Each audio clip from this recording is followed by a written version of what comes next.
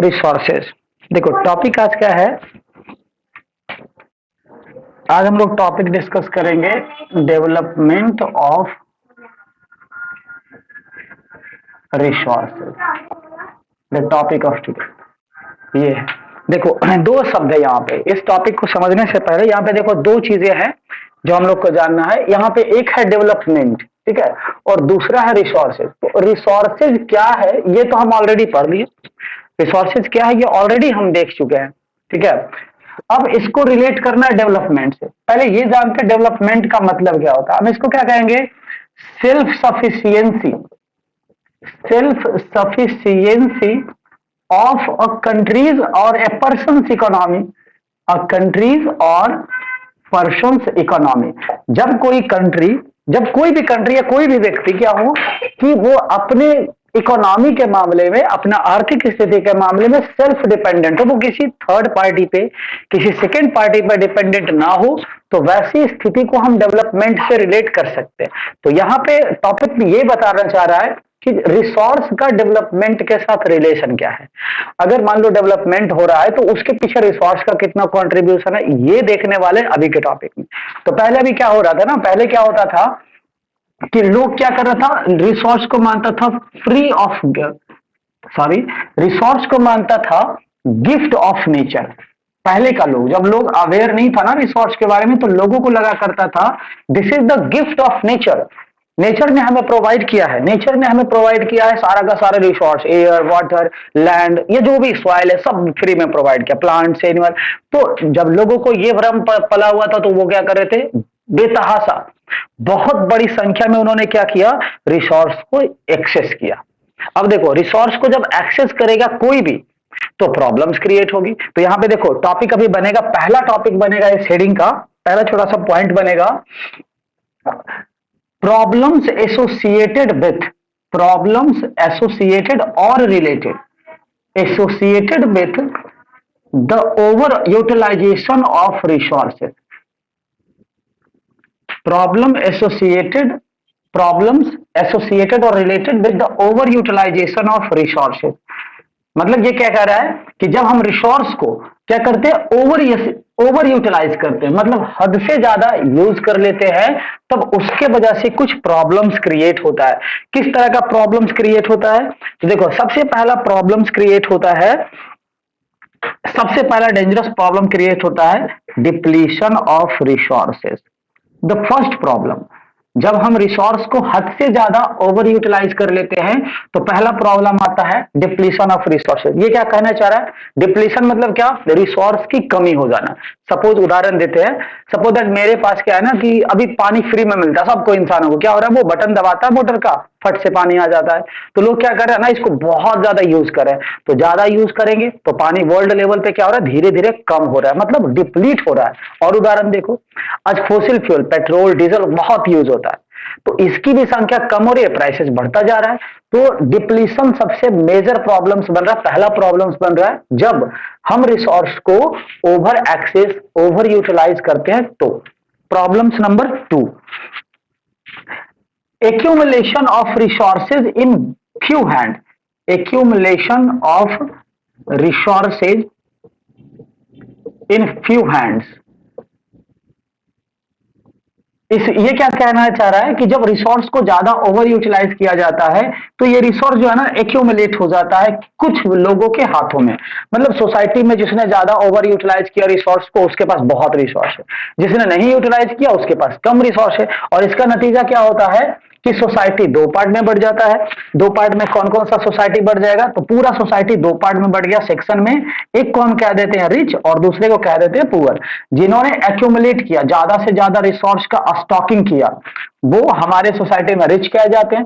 जिनके पास रिसोर्स है ही नहीं उन्हें हम पुअर कहेंगे। सपोज दैट किसी के पास बड़ा सा बंगला है, गाड़ी है, घर है, बहुत सारा मतलब टेक्नोलॉजी है, तो रिसोर्स उनके पास ज्यादा है तो हम उसे रिच कह दे रहे हैं। और किसी थर्ड दूसरे व्यक्ति के पास ये सारी चीजें है ही नहीं तो हम उसे कहेंगे पुअर। अब आ जाओ थर्ड प्रॉब्लम्स पे, तीसरा सबसे dangerous problem with the over utilization of resource. Third problem है ग्लोबल इकोलॉजिकल क्राइसिस। इस पे ध्यान देना, ये इससे क्वेश्चंस बहुत सारा बनता है ग्लोबल इकोलॉजिकल क्राइसिस से रिलेटेड बहुत सारा प्रॉब्लम्स होता है। वापस से आ रहे हैं, पूरे टॉपिक पे वापस से आ रहे हैं। देखो टॉपिक क्या चल रहा है, टॉपिक वो हेडिंग साइड करो। यहाँ हम डिस्कस कर रहे हैं प्रॉब्लम्स। क्या कौन सा प्रॉब्लम्स?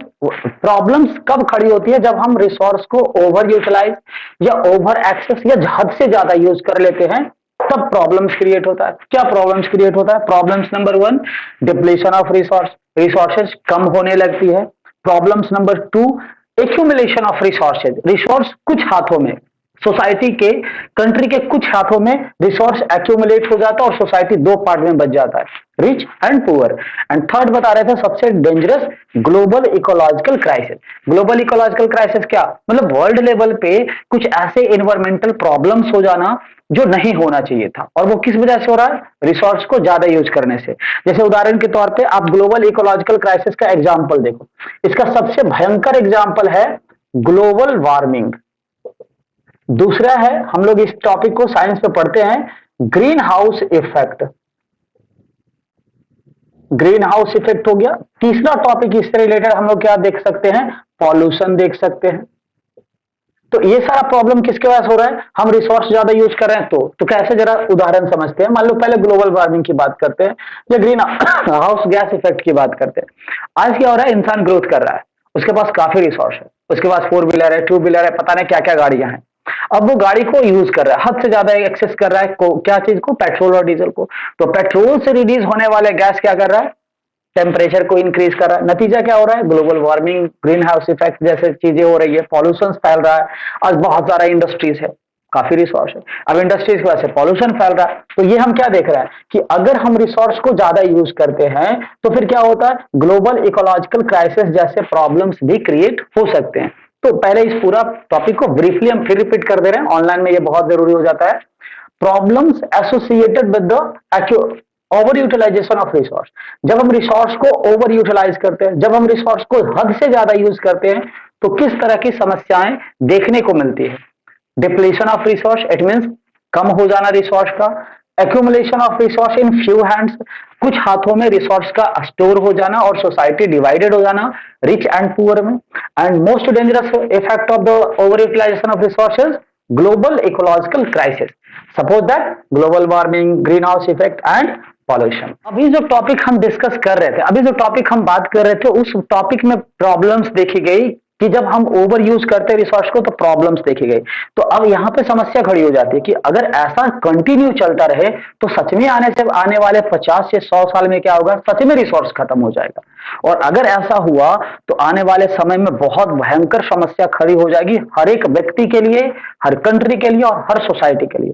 सोचने वाली बात है, अगर पानी ही खत्म हो जाए या एयर पूरा का पूरा गंदा हो जाए तो फिर सरवाइव करना पृथ्वी पर पॉसिबल नहीं है।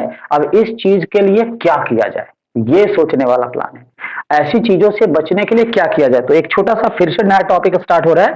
टॉपिक है छोटा सा, sustainable development. Sustainable development, sustainable development क्या होता है? पहले हम इसको देखते हैं क्या होता है ये। देखो यहां अभी बात कर रहा है डेवलपमेंट का, तो हम इसको कहेंगे डेवलपमेंट।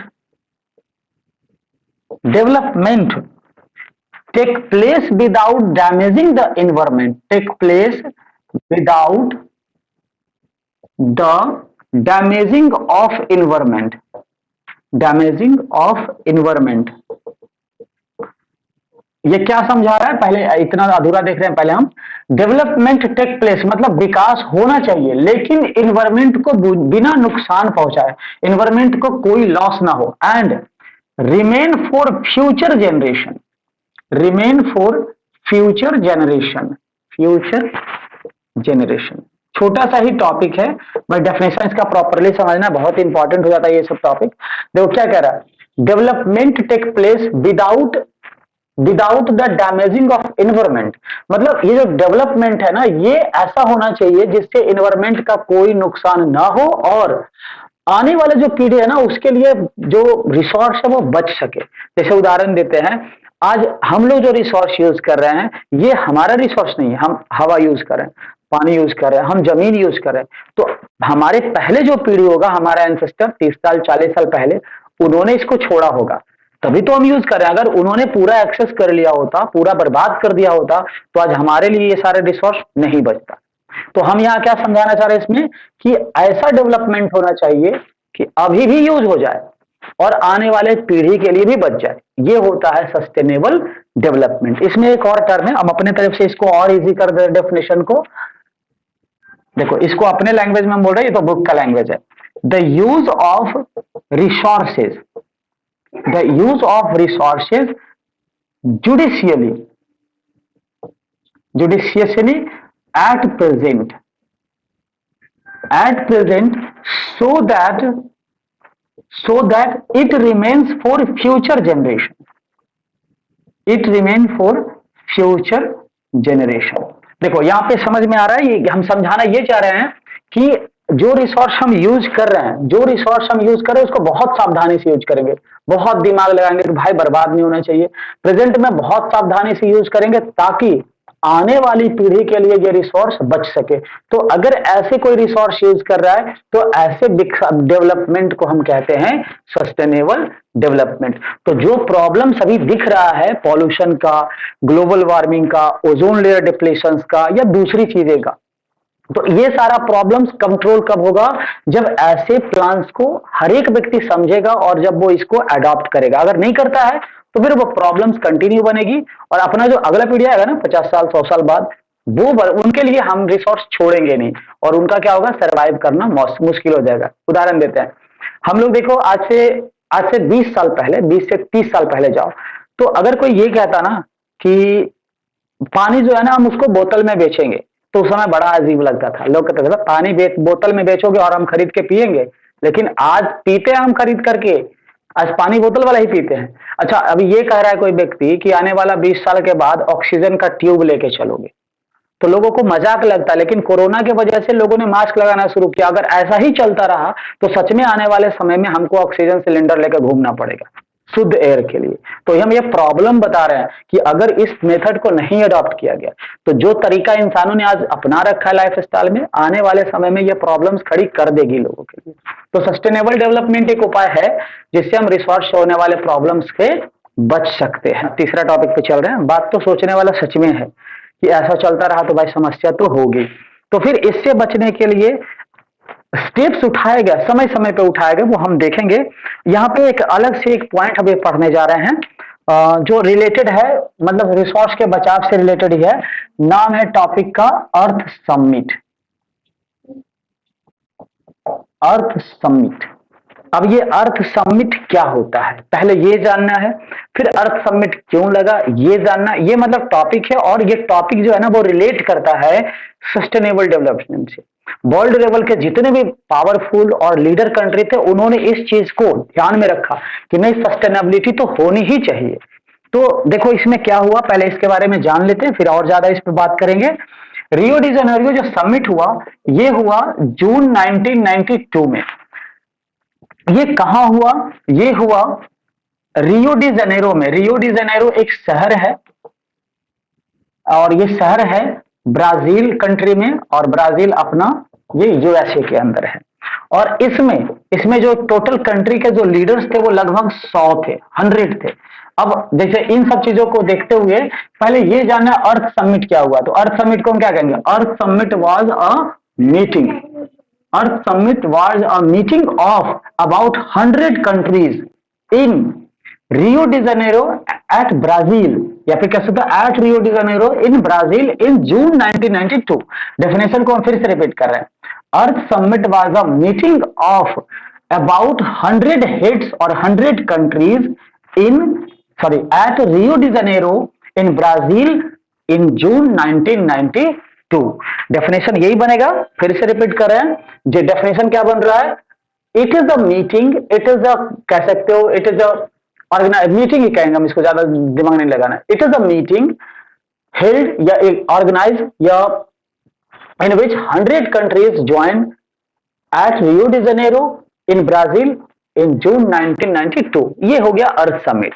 अब ये अर्थ समिट जब लगा तो अर्थ समिट जब लग रहा है तो ये क्यों लगा, आखिर वर्ल्ड लेवल का जितना भी पावरफुल कंट्री है, 100 कंट्री है, आखिर ये रियो डी जेनेरियो में 1992 में क्यों इकट्ठा हुआ, इसके पीछे का मेजर ऑब्जेक्टिव्स कह सकते हो या मेजर एम्स क्या था, क्यों आखिर ये लोग इकट्ठा हो रहे हैं। तो इनके इकट्ठा होने का काउज देखो, क्यों इकट्ठा हो रहे हैं इनका, तो ये चाहते थे क्या करना, to address the global, to address the urgent problem of environmental degradation, environmental protection। देखो इसमें ऐसे बनाते हैं पॉइंट, पहला है environmental protection। ये लोग जो 100 कंट्री इकट्ठा हुआ है ना, इसका सबसे पहला एम क्या है भाई, पूरे वर्ल्ड लेवल का, पूरे पृथ्वी के एनवायरमेंट को प्रोटेक्ट करना है। दूसरा इनका है socio economic development, socio economic development मतलब वर्ल्ड लेवल पे क्या करना है ना, सोसाइटी को और इकोनॉमी को भी डेवलपमेंट करना है। यही मेन दो, यही है मेन, यही दो है। मतलब ये जो वर्ल्ड लेवल के जो 100 कंट्री इकट्ठा हुए हैं जून 1992 में, ठीक है, इस समिट में इनका इकट्ठा होने का यही दो मेजर उद्देश्य है, मेजर ऑब्जेक्टिव है। क्या उद्देश्य है कि इन्वायरमेंट को क्या करना है, इन्वायरमेंट को प्रोटेक्ट करना है। जो रिसोर्स का प्रॉब्लम हो रहा है, पॉल्यूशन का प्रॉब्लम हो रहा है या दूसरी चीजों का प्रॉब्लम हो रहा है, उसको ग्लोबल लेवल पे इसको सॉल्व करना है, प्रोटेक्ट करना है। और दूसरा वर्ल्ड लेवल पे सोशियो और इकोनॉमिकल जो प्रॉब्लम्स उत्पन्न हो रहे हैं, चाहे वो सोसाइटी का हो, इकोनॉमी का हो, उन सबको डिस्कस करना। और इसीलिए ये 100 कंट्री क्या कर रहे हैं, जून 1992 में इकट्ठा हो रहे हैं, जिसे हम नाम दिए हैं या फिर बुक नाम दिया है अर्थ समिट। अब इस अर्थ समिट का एक थर्ड फीचर था जो काफी यूनिक है और आगे वाला टॉपिक से रिलेट करता है। ये क्या है, एजेंडा 21। अब एजेंडा 21 इसका कह सकते हो, इसका ये थर्ड टॉपिक है, इस अर्थ समिट का ये थर्ड ऑब्जेक्टिव है एजेंडा 21। तो पहले ये जान लेते हैं एजेंडा 21 क्या है। अब इसको कहेंगे हम declaration, declaration of Earth summit, declaration of Earth summit in 1992। 1992 में जो डिक्लेरेशन तैयार किया इस अर्थ समिट ने, उसको नाम दिया गया एजेंडा 21, नाम दिया गया है एजेंडा 21। तो अब ये एजेंडा 21 है क्या, ये तो समझ में आ रहा है कि ये क्या है। इन लोगों ने घोषणा पत्र तैयार किया, इन्होंने अनाउंस किया, उस अनाउंसमेंट को, उस डिक्लेरेशन को नाम दिया गया एजेंडा 21। तो इस एजेंडा 21 में क्या करना था, सपोज दैट, जैसे उदाहरण देते हैं कि 100 कंट्री यहाँ पे बैठा हुआ है। अब 100 कंट्री को कह रहा है ना कि आपको क्या करना है कि एजेंडा 21 को आपको अडॉप्ट करना है। तो ये जानना जरूरी है ना कि इस एजेंडा 21 में सब्जेक्ट क्या है, कौन कौन से मेजर सब्जेक्ट है जो इस 100 देश को फॉलो करना है। तो देखो इसका सब्जेक्ट देखते हैं। 21 का सबसे पहला हम बोल रहे हैं इन्वायरमेंटल डैमेज को कॉम्बेट करना, इन्वायरमेंटल डैमेज जो भी हो रहा है वर्ल्ड लेवल पे, इसको सॉल्व करना। दूसरा क्या है, पॉवर्टी को डील करना। तीसरा क्या है, तीसरा है भाई, अगर मान लो पूरे वर्ल्ड लेवल पे जो कॉपरेशन होना चाहिए दूसरे कंट्री का, ये भी होना चाहिए। ये सब एजेंडा 21 का सब्जेक्ट है। और इस 100 देश जो है ना, इसको मानना है ये अपने कंट्री में एजेंडा 21 को लागू करेगा और अपने कंट्री के एनवायरमेंट को प्रोटेक्ट करेगा, अपने कंट्री के पॉवर्टी को दूर करेगा और दूसरे कंट्री से ये कॉपरेशन बना के रखेगा। जो भी कंट्री इस पे साइन करेगा, जो भी कंट्री इस घोषणा पत्र को अडॉप्ट करेगा, वो अपने कंट्री में ये चीजें फॉलो करेगा। तो पूरा टॉपिक को वंस अगेन हम रिपीट कर रहे हैं, ध्यान देना।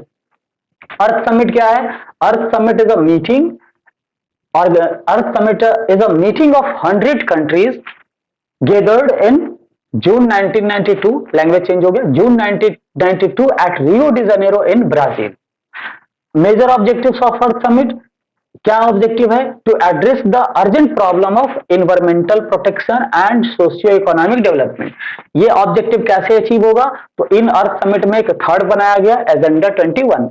ये डिक्लेरेशन हो गया और इस डिक्लेरेशन में अनाउंस हुआ कि सारा कंट्री इसको साइन करेगा और साइन करने के बाद इस एजेंडा 21 के सब्जेक्ट को अपने कंट्री में फॉलो करेगा। जैसे एनवायरमेंटल डैमेज को प्रोटेक्ट करेगा अपने कंट्री में, अपने कंट्री के प्रॉपर्टी को डील करेगा और अपने कंट्री का कोऑपरेशन दूसरे कंट्री से करवाएगा। तो ये अर्थ समिट भी अच्छा स्टेप था वर्ल्ड लेवल पे, जो रिसोर्स को प्रोटेक्ट करने के लिए उठाया गया था। अभी जो टॉपिक चल रहा था रिसोर्सेज एंड डेवलपमेंट, जो अभी हम लोग डिस्कस कर रहे थे, इस रिसोर्सेज एंड डेवलपमेंट में जो प्रॉब्लम्स हम लोग को दिखा, उस प्रॉब्लम्स को डील करने का एक ही तरीका दिखा पहले, सस्टेनेबिलिटी, जिसको हम लोग कहते हैं सस्टेनेबल डेवलपमेंट। पहला प्रॉब्लम सॉल्यूशन तो ये दिखा, इसको लेकर के अर्थ समिट भी लगा। अच्छा, दूसरा अभी सॉल्यूशन है जो अभी डिस्कस होने वाला है, वो है रिसोर्स प्लानिंग। और बहुत ही अच्छा ये टॉपिक है जो रिसोर्स से रिलेटेड है, रिसोर्स प्लानिंग। तो अभी का टॉपिक भी जो है, अगला टॉपिक यही बनता है कि ये रिसोर्स प्लानिंग क्या होता है। ऐसे नाम से ये क्लियर हो रहा है, नाम से देखो ये बहुत अच्छी तरीके से क्लियर हो रहा है कि रिसोर्स को प्लान्ड वे में, रिसोर्स को जुडिशियसली क्या करना है, इस्तेमाल करना, this is the resource planning. इतना ही बस कह रहे हैं। अब एकदम छोटा सा मतलब हम बता रहे हैं कि जब हम रिसोर्स को क्या करते हैं, प्लान्ड वे में बहुत अच्छी तरीके से समझदारी से यूज करते हैं, या फिर रिसोर्स को हम क्या करते हैं, जुडिशियसली यूज करते हैं, तो फिर इस टर्म को हम रिसोर्स प्लानिंग कह सकते हैं। रिसोर्स को प्लान करके यूज करो ना कि बचे भविष्य के लिए, रिसोर्स को प्लान करके यूज करो कि बर्बाद ना हो, लेकिन ये प्रॉपर डिफिनेशन नहीं है। तो है ये क्या, देखो क्या है, it is resource planning is a complex process, a complex process of 3 steps. मतलब अगर कोई कंट्री, अगर कोई सोसाइटी है, अगर कोई व्यक्ति रिसोर्स को प्लान्ड वे में, अगर रिसोर्स प्लानिंग के तहत अगर इस्तेमाल करना चाहता है, तो उसे 3 स्टेप को फॉलो करना पड़ेगा, उसे 3 स्टेप्स को लेके चलना होगा, तभी रिसोर्स प्लानिंग वे में, रिसोर्स प्लानिंग के तहत यूज होगा। तो डेफिनेशन हम बना रहे हैं, तो ये 3 स्टेप्स कौन कौन सा होगा। स्टेप्स नंबर, सबसे पहला स्टेप्स नंबर 1, पहला स्टेप्स आता है identification and inventory. Identification and आता है inventory, this is the first step. दूसरा स्टेप आता है planning structure, this is the second step of resource planning. And तीसरा स्टेप आता है matching the resource, matching the resource with overall, with developmental program, with developmental program. देखो अब definition properly बन रहा है बुक का।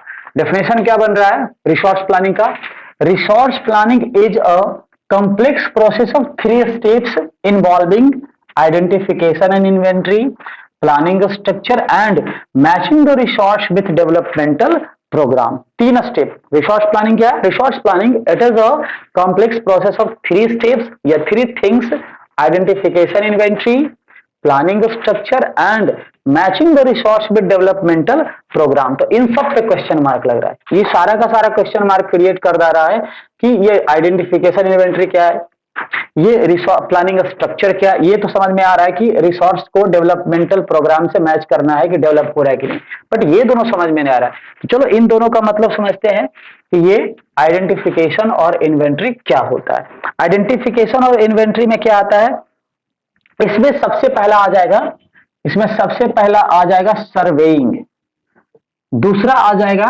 मैपिंग, तीसरा आ जाएगा qualitative and quantitative estimation, qualitative and quantitative estimation, ये आ जाएगा इसमें। जैसे आप देखो इन सब का मतलब समझो क्लियरली, इसका मतलब समझो। आइडेंटिफिकेशन इन्वेंट्री में क्या होगा, पहले सर्वे करेंगे, सर्वे मतलब जांच पड़ताल करेंगे कि कितना रिसोर्स है। जैसे हम बताए थे ना कि अगर पता चले कि किसी पार्टिकुलर जगह पे रिसोर्स है, तो हम डायरेक्ट यूज नहीं करेंगे, हम क्या करेंगे, प्लानिंग स्ट्रक्चर करेंगे, हम रिसोर्स प्लानिंग को फॉलो करेंगे। स्टेप को, पहला स्टेप क्या फॉलो करेंगे, हम सर्वे करेंगे कि कितना रिसोर्स है। सर्वे कंप्लीट अगर हो गया कि इतना रिसोर्स है, तो फिर दूसरा स्टेप आता है मैप तैयार करना, कितनी दूरी पे है उसका एक एक प्लान तैयार करो, मैप बनाओ। और तीसरा आता है कि जब ये दोनों कंप्लीट हो रहा है ना स्टेप, तो तीसरा स्टेप आ रहा है कि पता करो कि जमीन के अंदर कितनी अच्छी क्वालिटी का रिसोर्स है और कितना है, क्वांटिटी मतलब कितना है और कितनी अच्छी है। 3 चीजें हैं जो आइडेंटिफिकेशन और इन्वेंट्री में आता है। जैसे उदाहरण के तौर पे बताया ना कि अगर मान लो पटना में पता चला इंडियन गवर्नमेंट को कि पटना में क्या है ना कि बहुत बड़ी संख्या में नेचुरल ऑयल पाया जा रहा है, पेट्रोल है, तो वो नहीं उसको गड्ढा करके निकालना शुरू नहीं करेगा ड्रिलिंग करके, क्या करेगा वो पहले सर्वे करेगा सच में है भी या नहीं है। पता करेगा, फिर वो क्या करेगा, मैप तैयार करेगा। फिर वो तीसरा स्टेप का क्या फॉलो करेगा, वो देखेगा कि कोल पेट्रोल का क्वालिटी क्या है, और देखेगा कि पेट्रोल जो है ना उसकी संख्या कितनी है। अगर ये स्टेप सेटिस्फाइड हो गया, अगर गवर्नमेंट को लगा कि नहीं ये सब बढ़िया है, तो फिर वो अगले स्टेप पे जाएगा, प्लानिंग और स्ट्रक्चर पे। अब ये कहोगे प्लानिंग स्ट्रक्चर क्या होगा सर, तो प्लानिंग स्ट्रक्चर में सबसे पहला आएगा टेक्नोलॉजी, दूसरा आ जाएगा स्किल, तीसरा आ जाएगा institution, institutional setup, institutional setup, etc भी कर सकते हैं। अब देखो प्लानिंग स्ट्रक्चर समझते हैं। प्लानिंग स्ट्रक्चर में सबसे पहले क्या देखना, अगर हमने पहला स्टेप्स को सेटिस्फाइड कर लिया कि नहीं हमारा आइडेंटिफिकेशन हो गया, हमारा इन्वेंट्री हो गया, तो हम प्लानिंग स्ट्रक्चर में क्या देखेंगे, सच में हमारे पास टेक्नोलॉजी है उस रिसोर्स को एक्सेस करने का, डेफिनेशन वाला टर्म आ रहा है, क्या हम टेक्नोलॉजी हमारे पास है उसको एक्सेस करने का। अगर टेक्नोलॉजी है तो दूसरा देखेंगे, क्या टेक्नोलॉजी के साथ साथ स्किल है कि हम उस रिसोर्स को एक्सेस कर सके, क्या हमारे पास वैसे इंस्टीट्यूशन यानी फैक्ट्री हो जाए, या फिर दूसरी चीजें प्लांट्स हो जाए या इंफ्रास्ट्रक्चर हो जाए, क्या ये सब चीजें हैं। अगर ये सब चीजें हैं तो ये स्टेप भी सेटिस्फाइड हो गया। अब ये सब चीजें हैं तो तीसरा तो ऐसे इजी हो जाएगा, इस रिसोर्स जब निकालेंगे ना तो कंट्री का कितना विकास होगा, लोगों का कितना विकास होगा। अब ये तीनों स्टेप, इन तीनों स्टेप को एक साथ मिला दो, this is the resource planning. और अगर इन तीन में से अगर एक भी रिसोर्स कम हुआ, एक भी लगा कि नहीं एक भी स्टेप कंप्लीट नहीं हो रहा है, तो सरकार अब रिसोर्स नहीं एक्सेस करती है। तो ये हुआ प्लान्ड वे में किसी रिसोर्स को यूज करना। अब रिपीट कर रहे हैं, रिसोर्स प्लानिंग क्या है, it is a complex process of 3 steps, identification and inventory that involves identification and inventory that involves surveying, mapping, qualitative and quantitative estimations of resources. Number 2, planning structures that involves technology, skill and institutional setup. And last, matching the resource with developmental program. अब इन सब को एक साथ combine करो, this is the resource planning. और यही resource planning को follow करके कोई भी सोसाइटी और कंट्री क्या करता है, रिसोर्स को एक्सेस करना शुरू करता है। ये हुआ क्लियर।